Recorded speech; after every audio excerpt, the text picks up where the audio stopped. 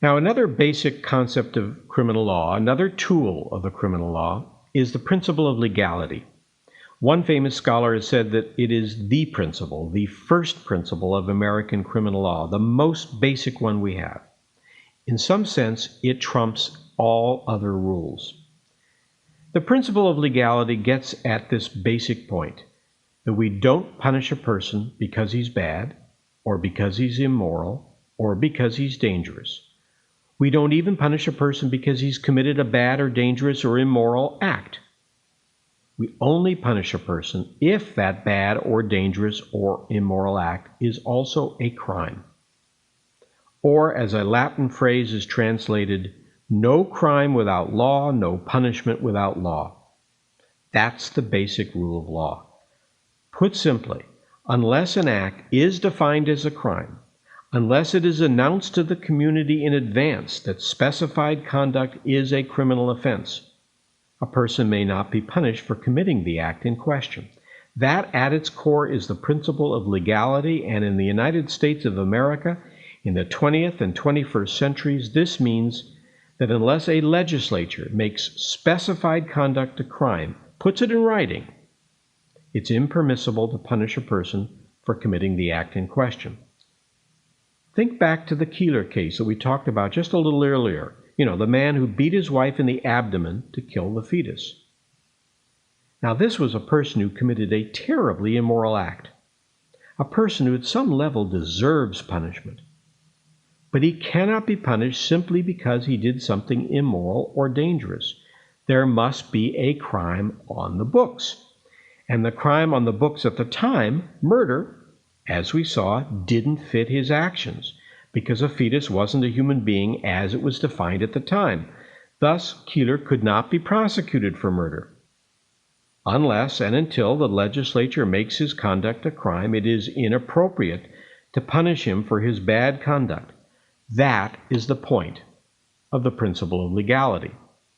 Now, a corollary of this principle is that criminal statutes should not be vague. That is, we don't want to have an offense that reads, for example, quote, "It's a felony to do a bad act," end of quote.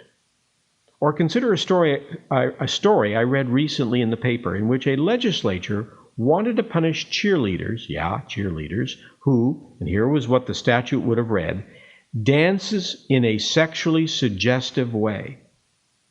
Well, what does that mean, sexually suggestive? Well, the legislature's answer, or I should say the legislator's answer, when asked was, literally, "I know it when I see it." Well, sorry, that's vague. How can a law-abiding cheerleader, how far can her dancing go before it crosses the line from lawful to unlawful? So the principle of legality teaches that there must not only be an offense in existence prior to the person's conduct, but the statute must be written in a sufficiently clear manner that a reasonable, law-abiding person can figure out what it is that's being prohibited. The statute must be sufficiently clear at a minimum that a person knows that they're getting awfully close to the line of illegality. So legality, that's a really important principle, and you may see it pop up a number of times in your class. One final introductory tool, one more tool for understanding the criminal law, relates to burdens of proof. You'll remember that the first basic point on this audio was that the criminal law is an expression of society's moral condemnation of the offender. When we condemn, when we stigmatize, when we take back what is most precious from that person, namely her life and or her liberty, and when we take away her good name, we want to be very, very certain that we've done the right thing in condemning this person. So in our country, we say that the government must prove the defendant's guilt in a criminal case beyond a reasonable doubt. Well, what do we mean by this? We mean that the prosecutor must prove every element of the crime being charged beyond a reasonable doubt. And by reasonable doubt, I mean the jury must have an abiding conviction of the defendant's guilt. Their belief in his guilt should not waver. Now, not only is this a basic principle of our common law, it's a constitutional requirement.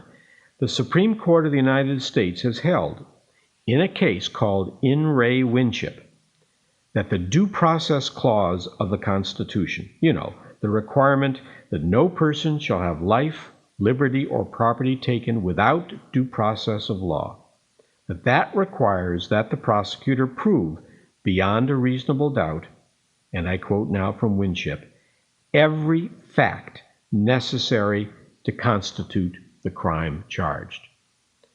Now, later cases have held that when the Winship Court, when it said that every fact must be proven beyond a reasonable doubt, that means every element of a crime.